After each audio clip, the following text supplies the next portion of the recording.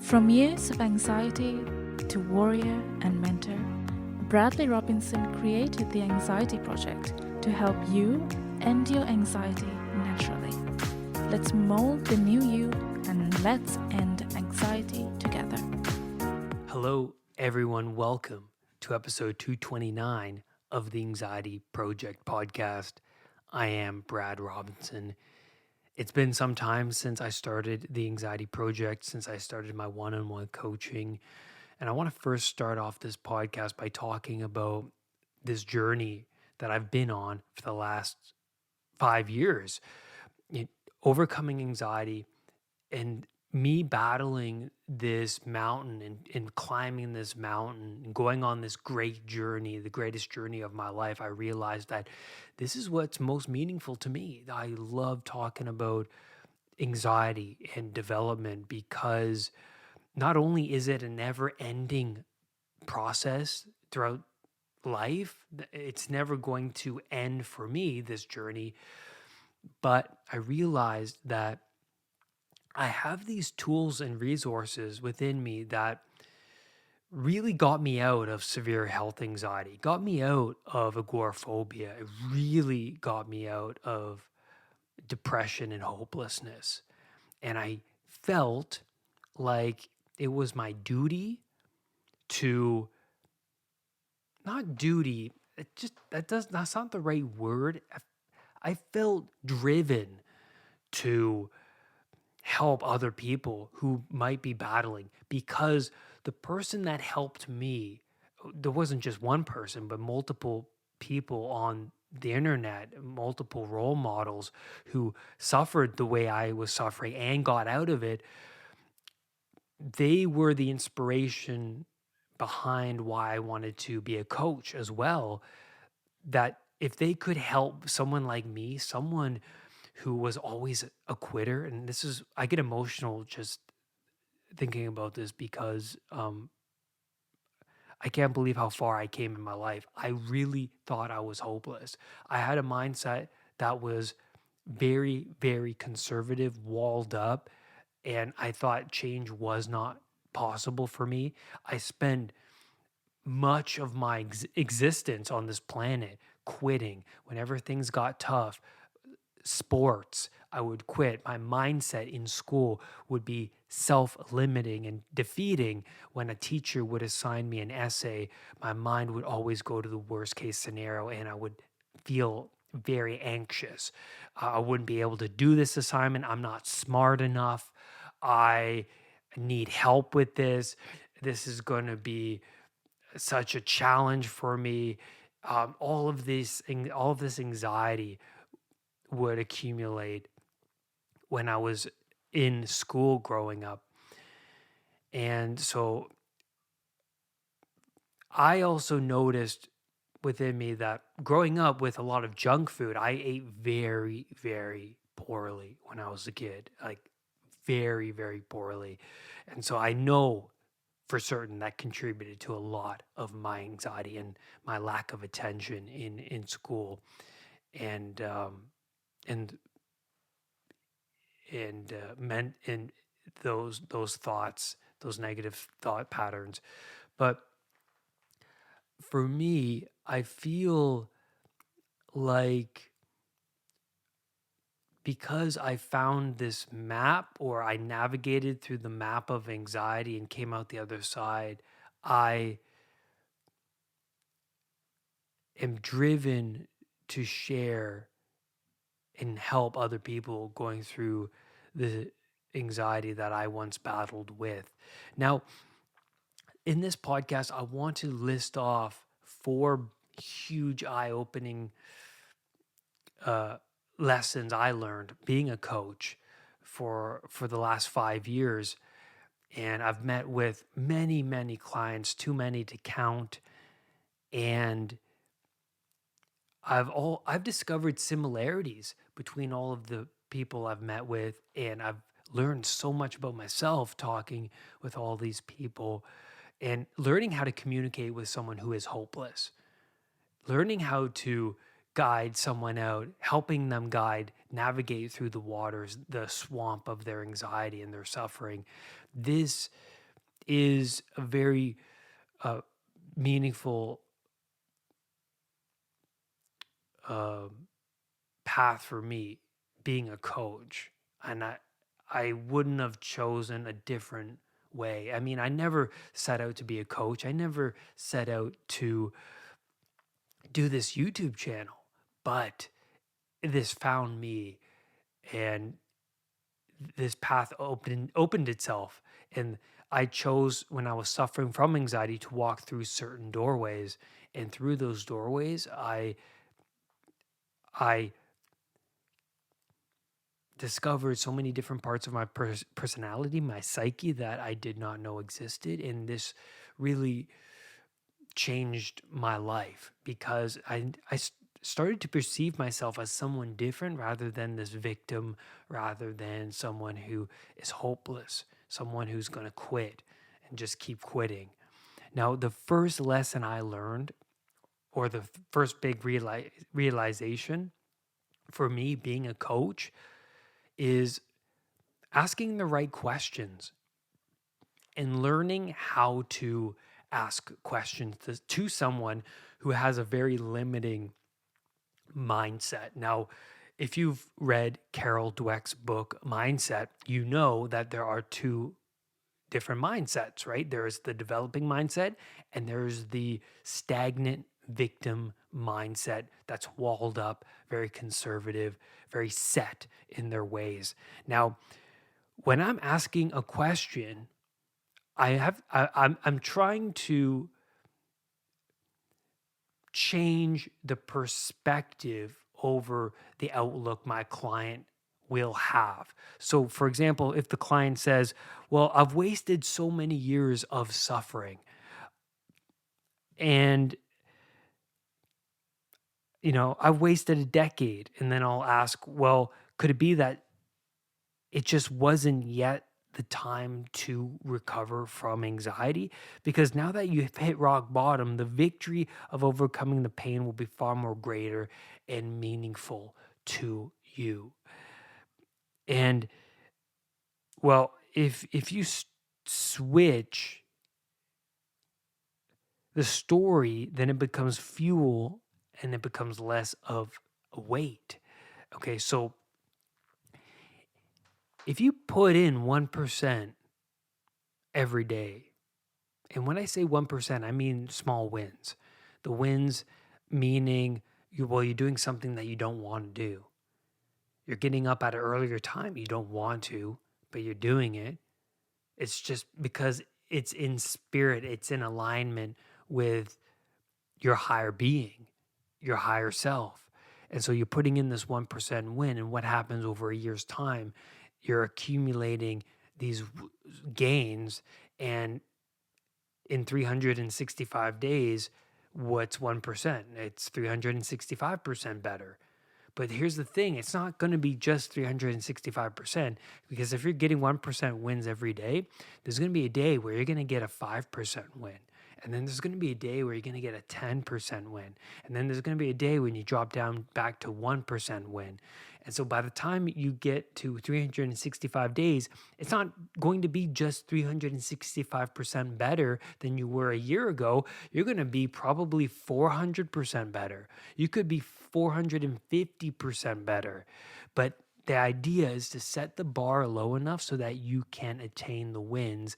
And these wins, they're not going to be self-evident in that, well, is this really going to help me recover from anxiety right away? Like, you're not going to notice the change right away. This is a process where you start to unravel the different parts of your personality that you never knew existed. You start to venture off into the unknown, the darkness of, well, your being, because the question is, how much do we really pay attention to in our lives? And the answer is very little, next to nothing.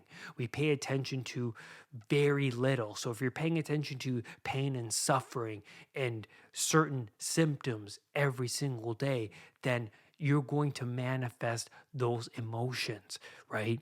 So if you generate a meaning from the suffering, you change the emotion. That's why I want to change my questions around. Well, I want to ask the right questions to someone who has been suffering, because what they're telling me, what I see, what's common with my clients is that what's coming out of their mouth is the projection of their suffering, what they've been paying attention to for a very, very long time. And so if I can get them to see a different way to look at things, then when I do that, they start to their eyes change, their emotions change. They go, "Oh, I never thought about that. I never looked at it like that." Or maybe change is possible.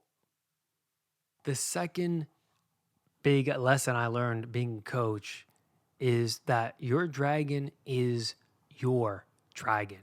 When I was suffering from anxiety, when I was playing the victim, my mind would turn to, well, everyone has it worse than me. There are people worse off than me. You know, this is a silly thing to overcome. This is, like, why am I complaining about this? Why am I complaining about this? But that's not useful, because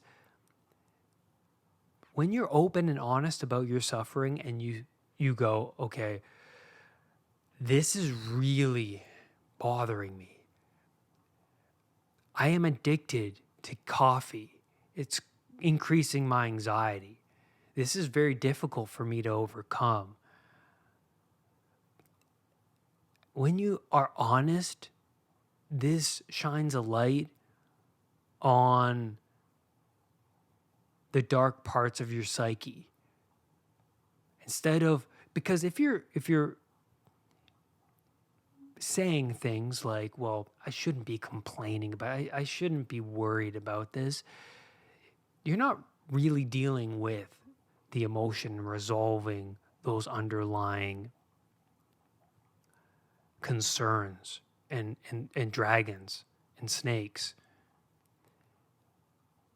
Be honest, shine a light, because what you're going through is your dragon. And what I've noticed being a coach is that when I talk to someone suffering, I don't have to get too far into the conversation until they unravel the tragedies of their existence. And it's not just the people I'm coaching. If I have a conversation with someone on the street, you don't have to scratch too far into their life to find a tragedy. Everybody is dealing with some sort of tragedy, because this is universally the case. Life is very, very tragic. We all have to go through these very difficult times. We all have to venture through the swamp of anxiety, of suffering, of depression at some point. We all have to wrestle with the unknown. And so I've noticed with my clients that they come to me and they're very detached from their emotions. They've repressed them for a long time. They've practiced repressing their emotions for a long time. And what does down mean, right? Because they push their emotions down. What does down mean exactly? Well, down is the underworld. Down is to be low in serotonin, to be hunched over, to be lower in the dominance hierarchy, lost in the abyss, in the darkness, confused. So to push pain down is to completely ignore the pain. it's unresolved. It's whatever's lurking in the psyche that has yet to be integrated into your personality. And so to bring them up means to confront what has yet to be resolved. And that willingness to confront pain activates a different kind of circuit in the brain. It actually activates exploratory circuits. So you're playing a video game. And what happens when you're playing a video game? You're not engulfed in anxiety. When you start a game, it's exciting, but also you're very curious. You are exploring this space and it's exciting. You're very stimulated, but it's not fear. The fear circuits, what's so interesting about the fear circuits, you grow the dragon because you respond to the fear in a reflexive manner of this is not good, I need to retreat, or this is not good, I need to fight, and you build on this reflex. But if you looked at your anxiety from a different perspective and you looked at it like it as an opportunity to grow and change, then that's activating a different circuit in the moment. Right? You're looking at this as an opportunity, even though you're feeling uncomfortable, even though that you feel lost in the unknown. And so when my clients, when they set goals on a weekly basis, these goals are in proportion to the dragon they've admitted to themselves and me. And so they shrink the dragon down to bite-sized chunks. Because the dragon, imagine the mother dragon being social anxiety, right, for them. And the dragon is having a 5-minute conversation with somebody. Right? That's the dragon. So how do you break that down into bite-sized chunks that you can advance towards, because you need to show yourself that you can actually advance towards a goal, because the meaning comes from progression. Positive emotion actually comes from when you are progressing in a certain direction towards a goal. And so the first thing I would say to them is, okay, well, let's have the conversation together. Can you go up to them and look in their eyes, say hello? So I'll give you a scenario. Going to a coffee shop, can you walk up to the counter, look into their eyes, say hello? What are you going to order? Tell them what you're going to order and say thank you, and then walk away. That's the goal, right? But that might not be the goal right away. We might have to walk through that together. Okay, talk to me like I'm the barista at Starbucks. Okay, let's practice it out. And, some people go, well, this is silly. Why does it come natural to other people? I see people all the time walking in, having conversations. They're lively, they're this, they're that. And I'm this weird guy walking in who's stuttering, or whose voice is cracking, can't even make eye contact. I feel awkward. I'm sweating. It's like, well, that's because they've mastered that. They've practiced that. Their perspective over that is not like a dragon, or it's not unexplored to them. It's something that is their perceptions over their openness to have a conversation is way different than yours. You have to start from square one, and that's humility. Being able to go, okay, well, I got to start from scratch. Let's go. But then I also ask them, and this is going back to asking the right question. What I've learned being a coach is that what would what would it be like in a year from now if you continued down this road? If you just continued to practice just having a small conversation with somebody? If we had this conversation together, if we practiced this together for 10 times, 100 times, how will you be at the 100th time? You're definitely not going to be the same compared to the first time. So that's what I'll do with my client. I will walk them through like a simple conversation. Well, hello, look into my eyes. Tell me what you're going to order. What will you say to the barista? Say it to me. Okay. And then look into their eyes, say thank you, and then walk away. Right? Building a plan because they're bad at it. They're bad at it. I was terrible at having a conversation. I've said this on the podcast many times. I'd go up to the counter, I would stutter or I would crack my voice. I would look to the ground. I'd feel awkward and then I'd walk out. But here's the thing. This brings me to the third lesson I learned being a coach. My clients confronting their dragons on a daily basis, this becomes a habit for them. They get used to the idea of waking up every day and doing something difficult that's outside of their comfort. And this moves up their values hierarchy. This notion of, well, I got to confront this situation that makes me uneasy. This is just what I have to do. So you get used to that. And then they also learn to accept failure as being part of this process. So we see in the movie Groundhog Day, yes, I'm bringing up Groundhog Day because it is a masterpiece. We see Phil, he's very bad at conversation. Phil, he takes out Rita, his beautiful coworker, to a restaurant. And they're having a conversation. Rita is so lively. She's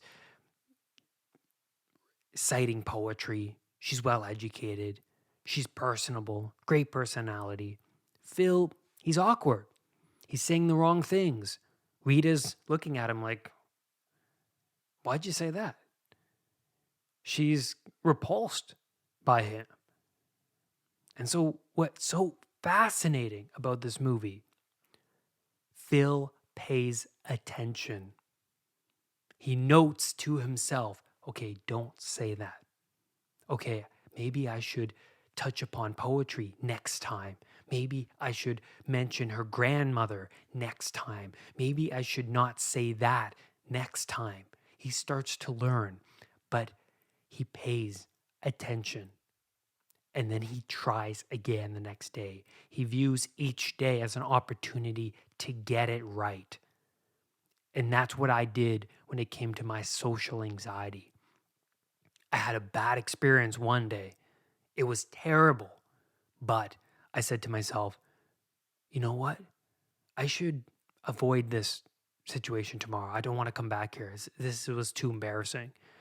But then I would counter that voice and say, no, no, no, no. Let's come back here because I'm proving my old self wrong. The old me would avoid it. The new me is going to confront the same barista again. Let's do it. Let's get it right tomorrow. So I'd come back again tomorrow. And then the next day. And then I noticed that my conversation would get better. Each interaction would improve significantly. If you avoid the fear, the dragon, it will grow and it will continue to grow into the mother of all dragons. And then what happens when it's the mother of all dragons? You have this internal loop of, I'm not good enough. I'm never going to be liked by anybody. I'm very bad at conversation. I am alone with no friends. I'm never going to get out. is just going to be too much. But if you continue to face what you don't want to face, then real change occurs. I see my clients all the time learning to bypass that voice that tells them not to do something the more they step out into what's uncomfortable.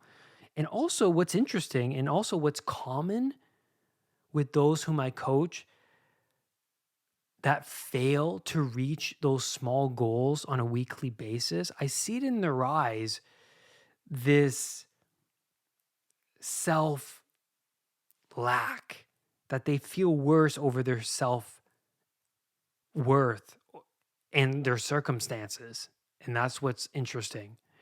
And that is the Jonah and the whale story too. When you turn your back on goals and the call to adventure, the storm worsens. And that's what Jonah does. Like God tells Jonah, go to Nineveh, help the people of this city. It's in chaos. You have a responsibility. Jonah goes, there's no way, man. That dragon is too big for me to confront. I'm going to hop on this ship. I'm going to sail away, sail far away from God. But the more he sails away, the rockier the seas become. The storm hits hard, and Jonah eventually abandons ship because he admits to the crew. He's like, hey, it was my fault the storms are this bad, right? I turned my back on God. And so the crew was like, okay, well, let's get Jonah off this ship, man, so that we can survive this storm. And Jonah sinks into the body of the whale at the bottom of the ocean. He gets swallowed up. And that's what's interesting is like, when you abandon ship and you admit that, hey, man, I caused most of my suffering, you move from the tyranny of your own soul into the desert. And that brings me into the fourth big lesson I learned being a coach is that it always gets worse before it gets better. Okay, so my clients will come to see me and they have hope because they relate to my story. They relate, oh, Brad suffered, he got out of it, he has all these tools, and I love his podcast and I love his videos and all of this. That's great. That's why I do what I do. But I notice when they start to set goals, things get a little bit worse, and it has to get worse. And I really want to pick that apart because when we see Jonah in the whale, it's like, yeah, he's in the whale, right? It's pretty bad, man. He kind of wishes he's back in the tyranny he once came from, right? He wants to go back to his old ways, to not be lost in the chaos, but he can't go back, right? Should you go back to the Dursleys or should you go to Hogwarts? Well, Rowling, what's so great about the Harry Potter series is that she doesn't make it clear that Hogwarts is the greatest place to be because there's a lot of pain and suffering at Hogwarts. Like Harry has to contend with snakes, Voldemort, people betraying him, and bullies, and all of this stuff. Right? It's no picnic, but he'd rather be at Hogwarts than the tyrannical Dursleys, right? Because at the Dursleys, there's no growth happening at the Dursleys. It's so tyrannical that you're closed up in a closet without any real significant growth. People are spouting ideologies, right? The Dursleys are ideologically possessed. They don't even love Harry. They don't want him to pursue his potential. They want Harry to be as miserable as they are. And they're doing that to Dudley, right? Dudley is like this little god. He's a piece of work, man. He's like overly spoiled with thousands of gifts and gaining weight like mad, and he's that's going to lead to many more snakes, man. I'm telling you. So it's like, do you stay in what's comfortable? Because in what's comfortable, yeah, there's cake and consistency, a lot of order, but there's no real growth. You're going to stay in the same place, but you're going to wither away the more you stay in the same place. And you're going to wither away at a very rapid pace. So my clients, when they come to see me, they know that they're withering away. They're stuck in the same loop in the mind. They're stuck in the same suffering. All of this suffering has become familiar to them. Okay, now they have to move out of that suffering into a new way of being. They're moving, like in the Moses story, Moses leads his people from the tyranny into the desert. And hey, in that story, when they're in the desert, they question, right? They're like, okay, we're in the desert. We're still suffering here. I thought things were going to get better. It's like, yeah, that's because now you have to bring order into the desert that you're wandering around in. And so now within my coaching, I help clients build a structure. Okay, now you have to wake up at a certain time, start the day earlier, build on a rest and sleep cycle that's consistent, um, lessen anxiety through meditation and journaling. And you should sacrifice certain things. And they say, well, maybe I should sacrifice this and maybe I should sacrifice that. And then they discover that, the things that I'm sacrificing, this is going to be a bigger challenge and dragon than I thought, because I've been relying on this substance, this thing for a long time. It's going to get worse to break free from that before I see the improvements. And then they have to confront their emotions. They have to revisit the traumatic memories of their past to release them, to reframe and release those emotions, because the unconscious mind is holding on to those emotions. What's unresolved, what's in the unconscious mind that has been ignored. And now, well, that's going to be a really painful experience. It's like confronting dragons on a regular basis. But then soon enough, they come to me after this cognitive dissonance period, feeling, thinking, and behaving in a manner you're not accustomed to. Now they go, hey, Brad, they'll always tell me this, Brad,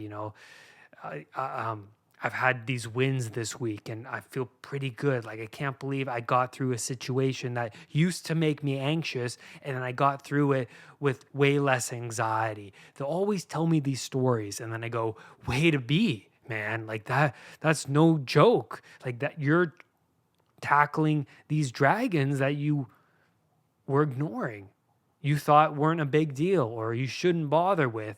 And now that you're bothering with them, they've got less of a hold over you now than they did before.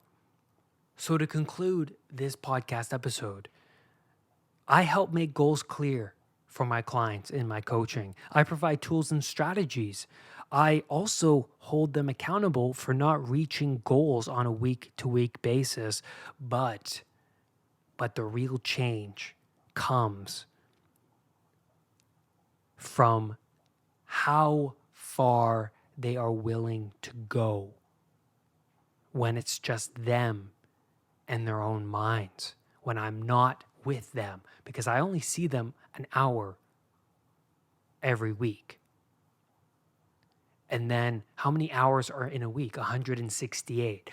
So for the next 167 hours, what are they doing to help their circumstances? And then I've noticed, being a coach, that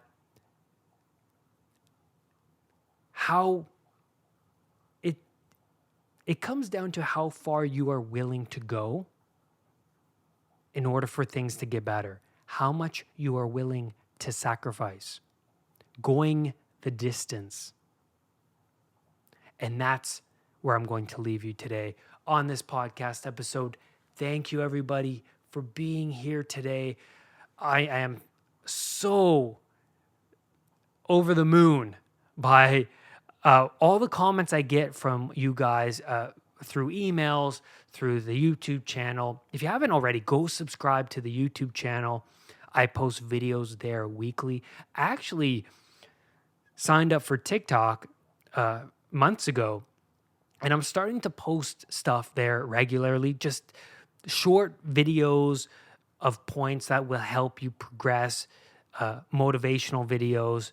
And if you have TikTok, please check those videos out because I'm starting to do them more often. And lastly, rise above anxiety. I will see you all on the next video or podcast. Bye for now. Brad's powerful anxiety recovery program is now available at unpluganxiety.com. The Anxiety Project program is downloadable and puts the power of anxiety recovery in your own hands. Visit unpluganxiety.com for more details. Recovery starts now.